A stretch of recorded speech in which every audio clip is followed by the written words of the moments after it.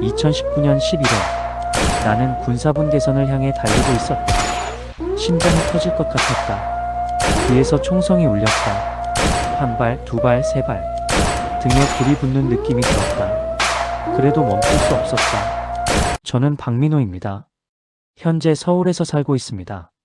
4년 전 저는 조선인민군 판문점 민경대대 중사였습니다. 북한에서 가장 충성스러운 군인만 배치되는 곳. 그곳에서 저는 조국을 배신했습니다. 아니, 조국이 먼저 저를 배신했습니다. 지금 이 영상을 보고 계신 분들께 묻고 싶습니다. 자유가 뭘까요? 저는 23살이 되어서야 그 의미를 알았습니다. 총알 5발을 몸에 맞고서야 깨달았습니다. 그날 이후 저는 다시 잠들 수 없었습니다. 눈을 감으면 총성이 들립니다. 동료들의 얼굴이 보입니다. 나를 향해 방아쇠를 당기던 그 눈빛이. 하지만 후회하지 않습니다. 이제부터 제가 왜 목숨을 걸고 그 선을 넘었는지, 북한에서 무엇을 보았는지 말씀드리겠습니다. 이것은 영화가 아닙니다. 제 이야기입니다. 여러분의 구독과 좋아요는 침묵 속에 갇힌 진실을 세상에 전하는 힘이 됩니다.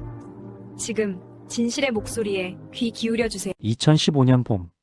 저는 19살이었습니다. 개성시 우리 집 앞마당에 무궁화 한 그루가 있었습니다. 아버지가 심은 나무였습니다. 민호야, 이 나무 이름이 뭔지 아나? 아버지는 조선인민군 중좌 출신이었습니다.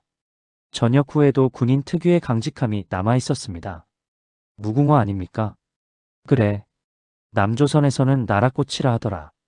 우리는 목란이 나라꽃이지만 아버지는 가끔 이상한 말씀을 하셨습니다. 남조선 이야기를 할 때면 목소리를 낮추셨습니다. 저는 그때 그 의미를 몰랐습니다. 우리 가정은 북한에서 중상층에 속했습니다. 아버지의 군 경력 덕분이었습니다. 개성시 중심부에 2층 집이 있었고 어머니는 인삼 가공 공장에서 일했습니다. 여동생 수진이는 공부를 잘해서 평양 김일성 종합대학에 입학했습니다. 주변에서는 우리 가족을 부러워했습니다. 하지만 부러움 뒤에는 감시가 있었습니다. 인민반장 김옥순 동무이웃 주민대표는 매일 저녁 우리 집 앞을 지나갔습니다. 우연처럼 보였지만 우연이 아니었습니다. 그녀의 눈은 항상 우리 집 창문을 향했습니다. 텔레비전 불빛이 켜져 있는지, 몇 시에 꺼지는지, 누가 방문하는지. 요즘 아버지 건강은 어떠십니까? 인민반장의 인사는 안부가 아니었습니다. 정보 수집이었습니다. 어머니는 항상 똑같이 대답했습니다. 덕분에 건강합니다. 당의 은덕이죠. 집안에서도 조심해야 했습니다. 말 조심, 행동 조심. 아버지는 라디오 주파수를 절대 만지지 말라고 했습니다. 텔레비전도 조선중앙방송만 봤습니다. 다른 채널은 존재하지 않았습니다. 아니, 존재해서는 안 되었습니다. 학교에서는 더 심했습니다. 오늘 자아비판 모임 시간입니다. 매주 토요일 우리는 둥글게 앉아 서로를 비판했습니다. 자기 비판도 해야 했습니다. 저는 이번 주에 위대한 수령님 초상화 앞을 지나면서 인사를 늦게 했습니다. 깊이 반성합니다. 사실이 아니어도 말해야 했습니다. 비판할 게 없으면 충성심이 부족한 것이었습니다. 친구를 고발해야 할 때도 있었습니다. 박철수 동무가 어제 외국 영화 이야기를 했습니다. 철수는 제 친구였습니다. 하지만 그날 이후 철수의 눈빛이 달라졌습니다. 우정보다 생존이 먼저였습니다. 집에는 2개의 초상화가 걸려 있었습니다. 김일성 주석과 김정일 장군. 매일 아침 어머니가 하얀 천으로 닦았습니다. 먼지 한 톨 있으면 안 되었습니다. 한 번은 지진이 나서 초상화가 기울었습니다. 어머니는 가구보다 먼저 초상화를 바로잡았습니다. 만약 이게 떨어지면 우리 가족은 끝이야. 어머니의 손이 떨렸습니다. 명절이면 초상화에 절을 했습니다.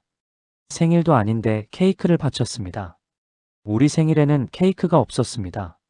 하지만 수령님 생일에는 있었습니다. 이상하다고 생각하지 않았습니다. 그게 일상이었으니까요. 저는 19살에 군대에 갔습니다. 자원입대였습니다. 아버지의 영향도 있었지만 개성에서 벗어나고 싶었습니다. 좁은 세상이 답답했습니다. 군대에 가면 뭔가 달라질 줄 알았습니다. 하지만 군대는 더 좁았습니다. 신병훈련소에서 첫 번째 배운 것은 사격이 아니었습니다. 김정은 원수님을 위해 목숨을 바친다. 하루에 목이 쉬도록 100번씩 외쳤습니다. 밥보다 구호가 먼저였습니다. 훈련은 혹독했습니다.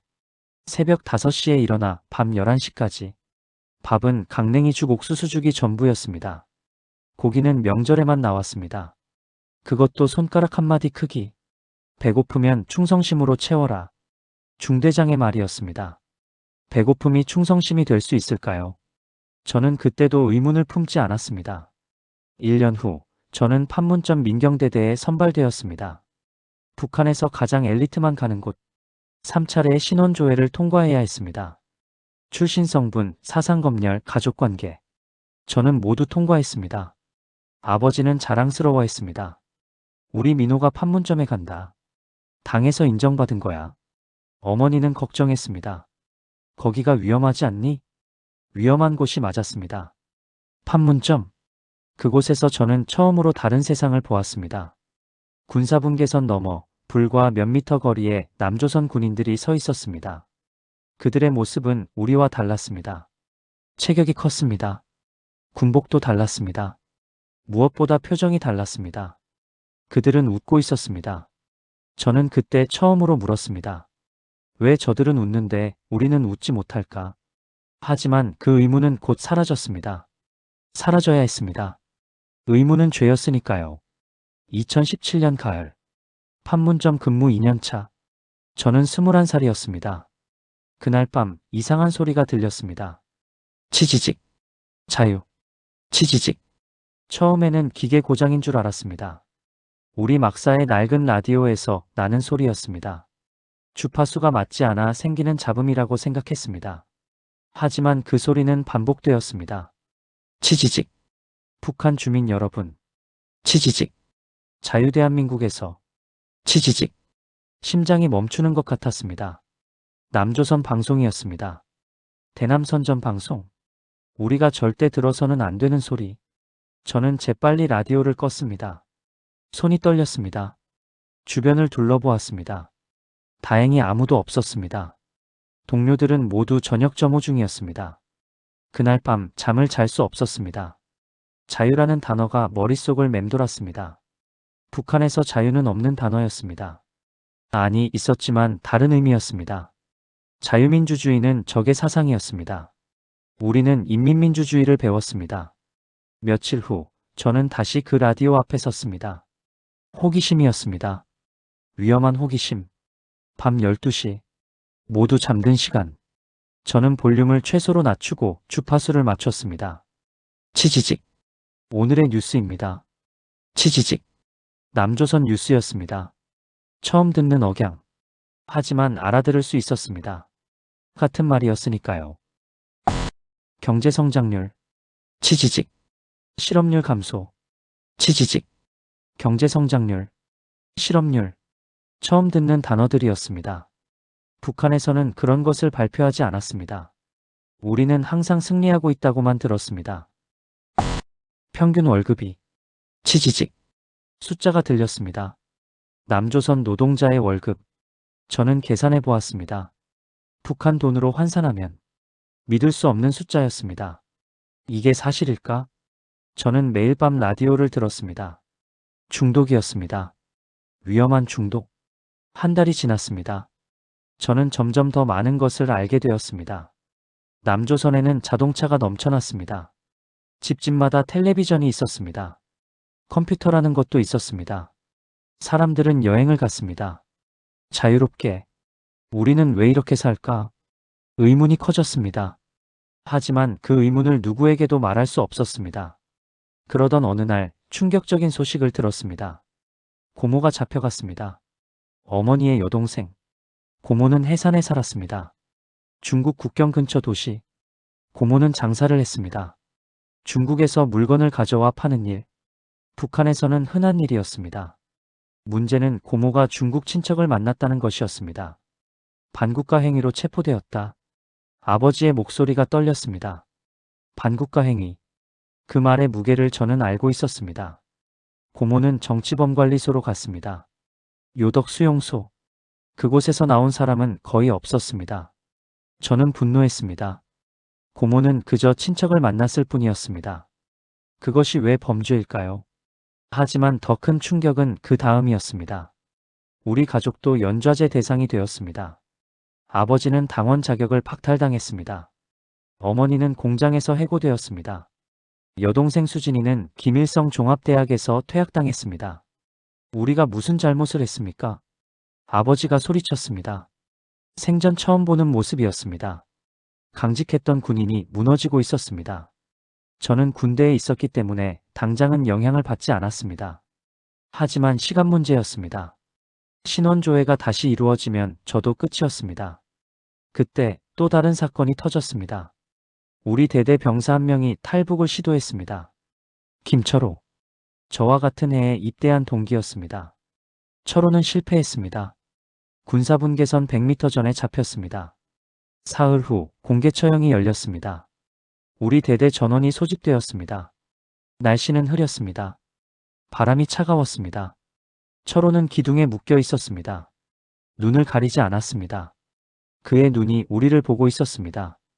반역자 김철호는 조국을 배신했다. 정치위원회 목소리가 울렸습니다. 이것이 배신자의 최후다.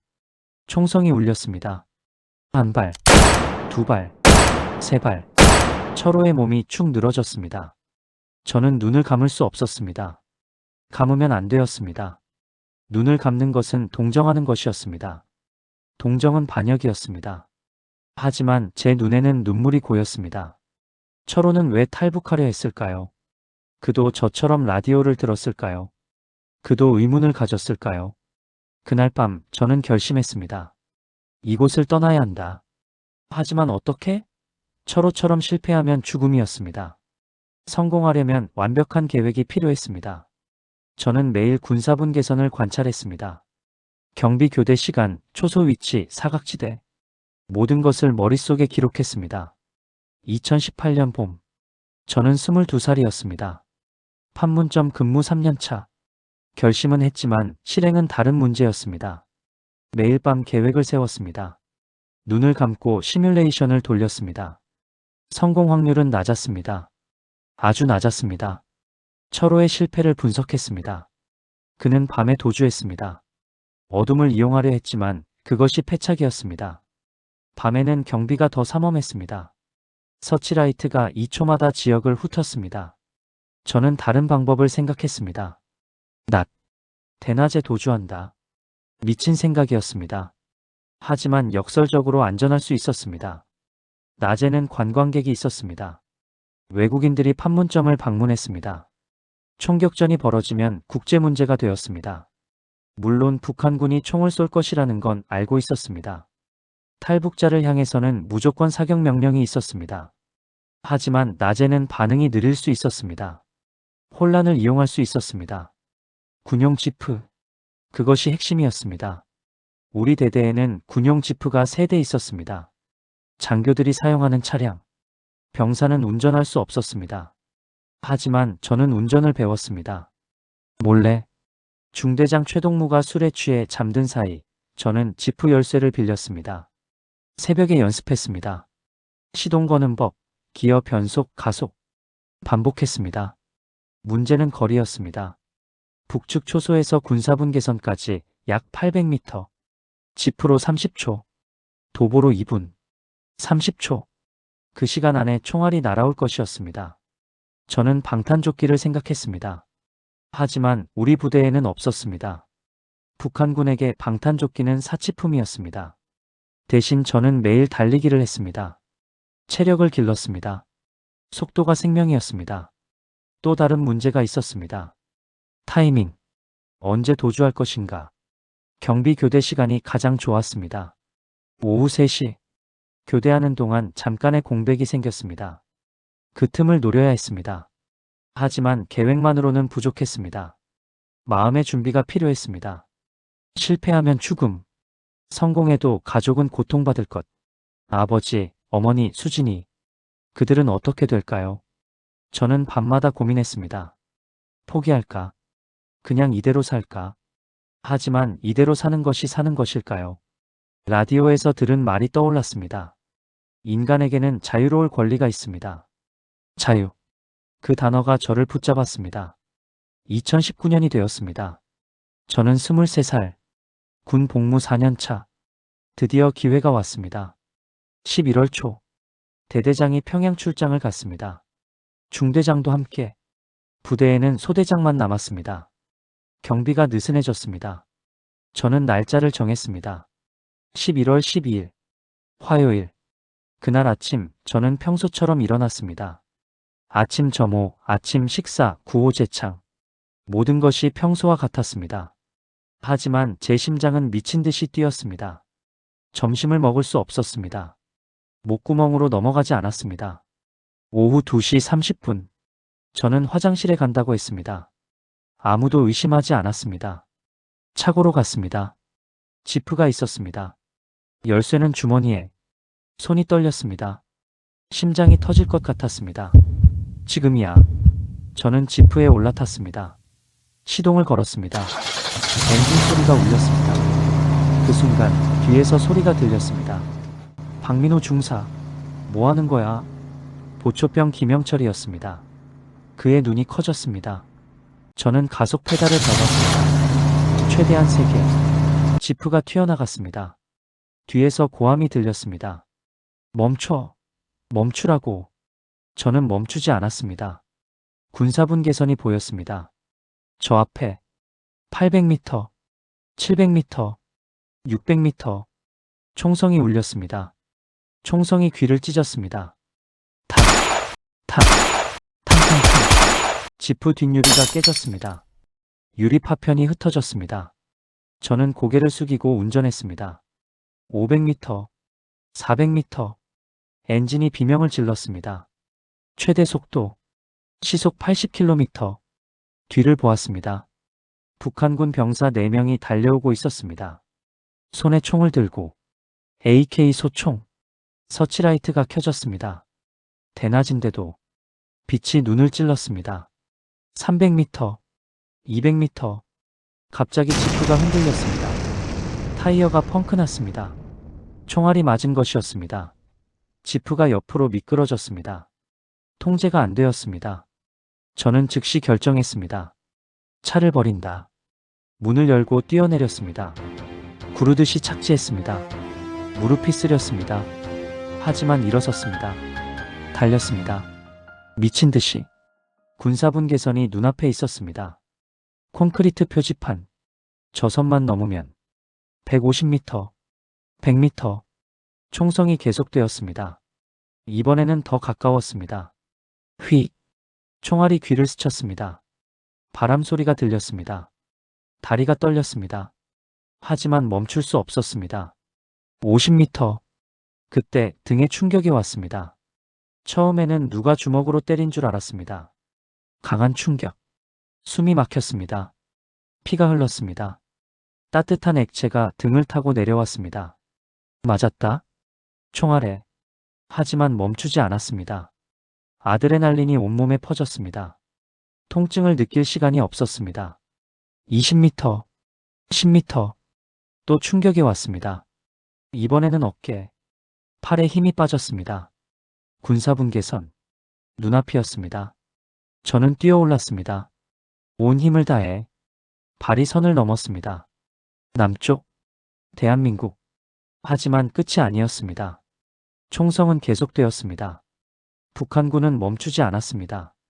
저는 계속 달렸습니다. 자유의 집. 그 건물이 보였습니다. 저기까지만. 다리에 통증이 왔습니다. 또 맞았습니다. 쓰러졌습니다. 하지만 다시 일어섰습니다. 기어가듯이 움직였습니다. 자유의 집이 점점 가까워졌습니다. 뒤를 보았습니다. 북한군이 군사분 개선 앞에 서 있었습니다.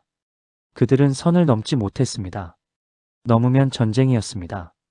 하지만 총은 계속 쐈습니다. 저는 건물 뒤로 숨었습니다. 벽이 저를 가렸습니다. 총성이 멈췄습니다. 조용해졌습니다. 숨을 쉬었습니다. 아니, 쉬려고 했습니다. 하지만 숨이 막혔습니다. 피가 너무 많이 흘렀습니다. 온몸이 젖었습니다. 시야가 흐려졌습니다. 여기서 죽는 건가? 공포가 밀려왔습니다. 이렇게 끝나는 건가? 자유를 찾았는데 자유를 누리지도 못하고. 저는 낙엽을 끌어모았습니다. 본능적으로 몸을 숨겼습니다. 낙엽 속에 눈을 감았습니다. 의식이 흐려졌습니다. 얼마나 지났을까요? 목소리가 들렸습니다. 여기 있다. 부상자 발견. 한국어였습니다. 나만 억양. 눈을 떴습니다. 군인들이 보였습니다. 남한 군인. 그들의 군복은 달랐습니다. 괜찮습니까? 의식 있습니까? 저는 대답하려 했습니다. 하지만 목소리가 나오지 않았습니다. 출혈이 심합니다. 헬기 요청. 누군가 저를 들었습니다. 들것 위에 올렸. 하늘이 보였습니다. 구름이 흐르고 있었습니다. 헬기 소리가 들렸습니다. 프로펠러 돌아가는 소리. 점점 가까워졌습니다. 저는 다시 눈을 감았습니다. 살았구나.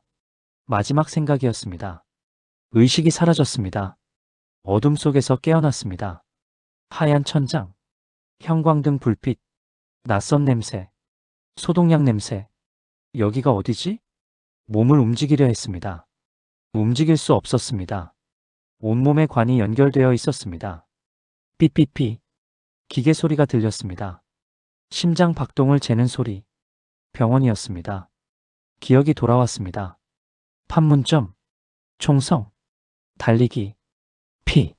저는 살아있었습니다. 문이 열렸습니다. 하얀 가운을 입은 사람이 들어왔습니다. 의사였습니다. 깨어나셨군요. 정말 다행입니다. 한국어였습니다. 나만 억양. 부드러운 목소리. 저는 말하려 했습니다. 목이 말랐습니다. 물.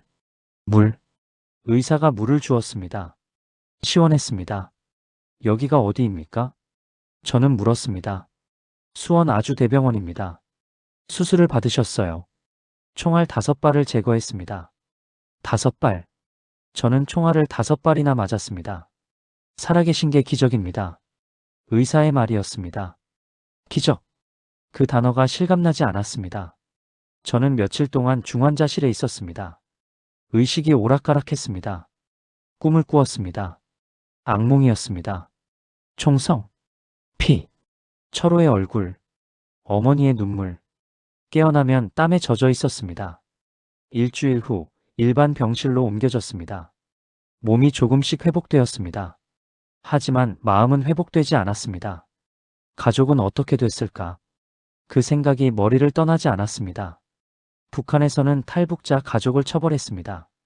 연좌제, 아버지, 어머니, 수진이. 그들은 정치범관리소로 끌려갔을 것이었습니다. 제가 자유를 얻은 대가로 그들은 지옥에 갔습니다. 죄책감이 저를 짓눌렀습니다.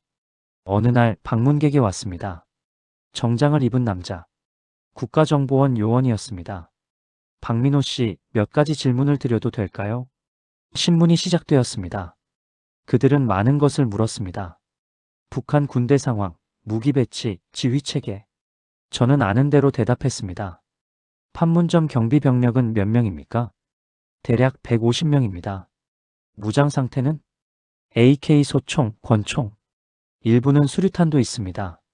질문은 며칠 동안 계속되었습니다. 피곤했습니다. 하지만 협조해야 했습니다. 그들은 저를 의심하기도 했습니다. 간첩이 아닌지. 저는 이해했습니다. 신뢰를 얻으려면 시간이 필요했습니다. 한 달이 지났습니다. 저는 병원에서 퇴원했습니다.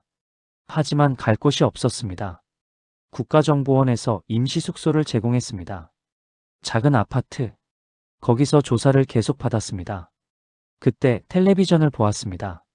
뉴스였습니다. 제 이야기가 나왔습니다. 판문점에서 북한 군인 귀순. 총격을 받으며 극적 탈출. 화면에 판문점이 보였습니다. CCTV 영상. 제가 달리는 모습. 총알이 튀는 장면. 저는 눈을 뗄 수 없었습니다. 저게 나였구나. 실감이 나지 않았습니다. 뉴스는 계속되었습니다. 북한 정권은 이번 귀순에 대해 강력히 반발하며 화면이 바뀌었습니다. 북한 뉴스. 조선중앙방송. 반역자 박민호는 조국을 배신한 쓰레기이며 제 이름이 나왔습니다. 북한에서 저는 반역자가 되었습니다. 반역자의 가족은 엄중한 처벌을 받을 것이다. 가족. 그 단어에 심장이 멈췄습니다. 저는 텔레비전을 껐습니다. 손이 떨렸습니다. 내가 무슨 짓을 한 거지? 후회가 밀려왔습니다. 하지만 돌이킬 수 없었습니다. 그날 밤 잠을 잘 수 없었습니다. 천장을 바라보며 생각했습니다. 이제 어떻게 살아야 하지? 북한으로 돌아갈 수 없었습니다. 가족을 구할 수도 없었습니다. 저는 혼자였습니다. 외로움이 저를 삼켰습니다. 하지만 포기할 수 없었습니다. 제가 포기하면 가족의 희생이 무의미해집니다. 저는 살아야 했습니다. 잘 살아야 했습니다. 그것이 유일하게 제가 할 수 있는 일이었습니다. 조사가 끝난 후 저는 하나원으로 갔습니다. 탈북민 정착 지원 시설. 거기서 새로운 삶을 배우게 됩니다. 경기도 안성. 하나원. 저는 그곳에 도착했습니다. 하나원은 탈북민들이 남한 사회에 적응하도록 돕는 시설이었습니다. 3개월 교육 프로그램. 저는 그곳에서 새로운 삶을 배웠습니다. 첫날 안내원이 저를 맞이했습니다. 환영합니다. 여기서 새 출발을 하시게 됩니다. 새 출발. 그 말이 무겁게 느껴졌습니다. 하나원에는 저 같은 탈북민이 많았습니다. 다양한 사연을 가진 사람들. 두만강을 건넌 사람, 중국을 거쳐온 사람, 제3국을 통해 온 사람. 저처럼 판문점을 통해 온 사람은 드물었습니다. DMZ로 왔다고요? 대단하네요. 다른 탈북민이 말했습니다. 대단하지 않았습니다. 무모했을 뿐이었습니다. 교육이 시작되었습니다. 첫 번째 수업은 대한민국 이해하기였습니다. 대한민국은 민주주의 국가입니다. 국민이 주인입니다. 강사의 말이었습니다. 국민이 주인. 북한에서는 상상할 수 없는 개념이었습니다. 북한에서 주인은 수령이었습니다. 여러분은 이제 대한민국 국민입니다. 투표할 권리가 있습니다. 투표. 저는 한 번도 투표해 본 적이 없었습니다. 북한에도 투표는 있었습니다. 하지만 후보가 한 명이었습니다. 찬성만 가능했습니다. 정치인을 비판할 수 있습니다. 정부를 비판할 수 있습니다. 충격이었습니다. 북한에서 정부 비판은 사형이었습니다. 인터넷을 자유롭게 사용할 수 있습니다. 인터넷. 저는 인터넷을 본 적이 없었습니다. 컴퓨터는 군 사령부에만 있었습니다. 수업 후 컴퓨터실에 갔습니다. 생전 처음 인터넷을 사용했습니다. 검색창에 글자를 입력했습니다. 북한. 수천 개의 결과가 나왔습니다. 사진, 기사, 동영상. 제가 살던 곳의 모습이 낯설게 보였습니다. 그리고 충격적인 것을 보았습니다. 위성사진. 밤의 한반도. 남쪽은 빛으로 가득했습니다. 도시들이 반짝였습니다. 하지만 북쪽은 어두웠습니다. 칠흑 같은 어둠. 평양만 희미하게 빛났습니다. 우리는 어둠 속에 살았구나. 눈물이 났습니다. 두 번째 교육은 경제 개념이었습니다. 남한에서는 은행 계좌를 만들 수 있습니다. 월급을 받습니다. 월급. 북한 군인 월급은 거의 없었습니다. 담배 몇 갑 살 돈. 아르바이트도 할 수 있습니다. 시간당 10,000원 정도 받습니다. 10,000원.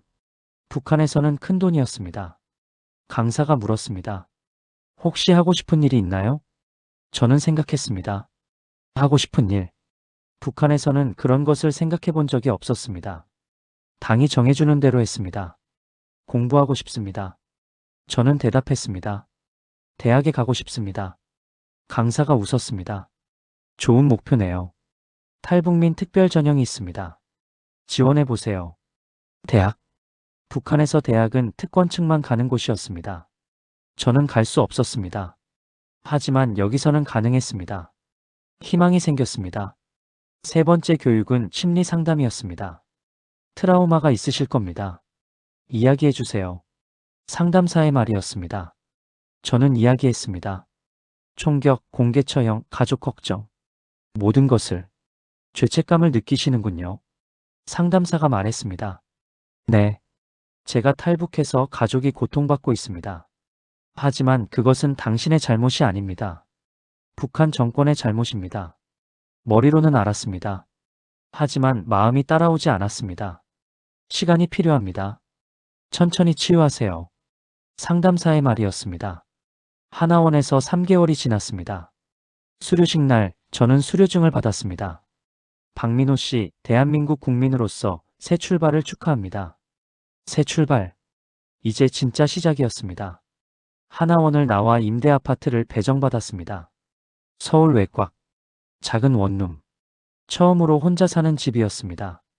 열쇠를 받았습니다. 문을 열었습니다. 텅 빈 방. 하지만 제 공간이었습니다. 창문을 열었습니다. 서울의 밤이 보였습니다. 빛. 수만 개의 빛. 자동차 불빛, 건물 불빛, 가로등 불빛. 북한의 밤과는 달랐습니다. 저는 그 빛을 보며 다짐했습니다.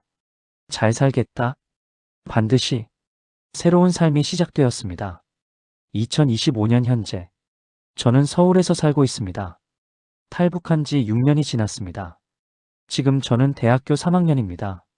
정치외교학을 전공하고 있습니다. 탈북민 특별 전형으로 입학했습니다. 처음에는 힘들었습니다. 수업을 따라가기 어려웠습니다. 북한 교육과 남한 교육은 달랐습니다. 영어를 몰랐습니다. 컴퓨터도 서툴렀습니다. 하지만 포기하지 않았습니다. 매일 도서관에서 공부했습니다. 영어 단어를 외웠습니다. 리포트 쓰는 법을 배웠습니다. 동기들이 도와주었습니다. 민호야, 이거 이해 안 되면 물어봐. 처음에는 경계했습니다. 북한에서는 도움을 주는 사람을 의심해야 했습니다. 속셈이 있을 수 있었습니다. 하지만 여기는 달랐습니다. 친구들은 진심으로 도와주었습니다. 대가를 바라지 않았습니다. 이것이 자유로운 사회구나. 저는 깨달았습니다. 주말에는 아르바이트를 합니다. 웨딩홀 뷔페 식당에서 일합니다. 시간당 12,000원을 받습니다. 북한 군인 시절 한 달 월급이 몇천 원이었습니다. 담배 2갑 살 돈. 지금은 하루 일하면 그 이상을 법니다. 돈을 벌면서 저축합니다. 미래를 위해. 북한에서는 미래를 생각할 수 없었습니다. 오늘 살아남는 것이 전부였습니다. 하지만 여기서는 계획을 세울 수 있습니다. 자유가 이런 것입니다. 물론 힘든 날도 있습니다. 가끔 악몽을 꿉니다. 총성이 들립니다. 피냄새가 납니다. 깨어나면 땀에 젖어 있습니다. 가족 생각에 마음이 아픕니다. 아버지, 어머니, 수진이. 그들이 어떻게 지내는지 모릅니다. 소식을 들을 방법이 없습니다.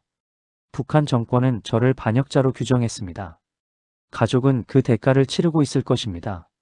죄책감은 여전합니다. 하지만 상담사의 말을 기억합니다. 당신이 잘 사는 것이 가족에게 보답하는 길입니다. 저는 노력하고 있습니다. 탈북민들을 위한 활동도 합니다. 유튜브에 제 이야기를 올립니다. 강연도 합니다. 북한의 현실을 알립니다. 북한은 지옥입니다. 하지만 많은 사람들이 그것을 모릅니다. 제가 하는 말입니다. 어떤 사람들은 의심합니다. 탈북민들이 거짓말하는 거 아닙니까? 화가 납니다. 하지만 이해합니다. 그들은 겪어보지 않았으니까요. 저는 제 몸의 흉터를 보여줍니다. 총알 자국. 5개의 흉터. 이것이 증거입니다. 대부분 침묵합니다. 며칠 전 편의점에서 음료수를 샀습니다. 수십 가지 음료수가 진열되어 있었습니다. 콜라, 사이다, 주스, 커피, 차. 선택지가 너무 많았습니다. 저는 웃었습니다. 북한에서는 선택이 없었습니다. 배급받는 것을 먹었습니다. 그것도 있으면 다행이었습니다. 여기서는 선택할 수 있습니다. 사소한 것입니다. 하지만 자유는 이런 사소한 것에서 시작됩니다. 오늘 아침 뉴스를 보았습니다. 정치인을 비판하는 기사였습니다.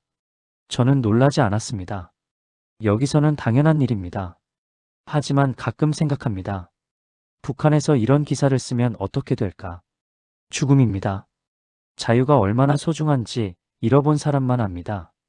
저는 이제 29살입니다. 인생의 3분의 1을 북한에서 보냈습니다. 3분의 1을 남한에서 보내고 있습니다.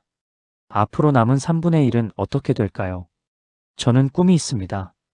대학원에 가고 싶습니다. 북한 인권 전문가가 되고 싶습니다. 탈북민들을 돕고 싶습니다.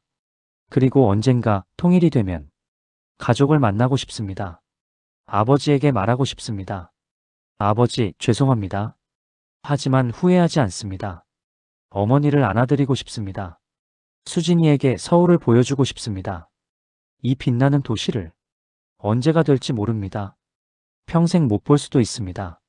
하지만 희망을 버리지 않겠습니다. 저는 자유를 얻었습니다. 목숨을 걸고 이 자유를 낭비하지 않겠습니다. 매일 감사합니다. 숨 쉴 수 있어서, 선택할 수 있어서, 꿈꿀 수 있어서. 이것이 제 이야기입니다. 지금까지 들어주셔서 감사합니다. 구독과 좋아요, 그리고 공유를 부탁드립니다. 이 이야기가 더 많은 사람들에게 전해지길 바랍니다. 자유는 공짜가 아닙니다. 저는 그 대가를 치렀습니다. 여러분은 이미 가지고 계십니다. 그것을 기억해 주십시오. 감사합니다.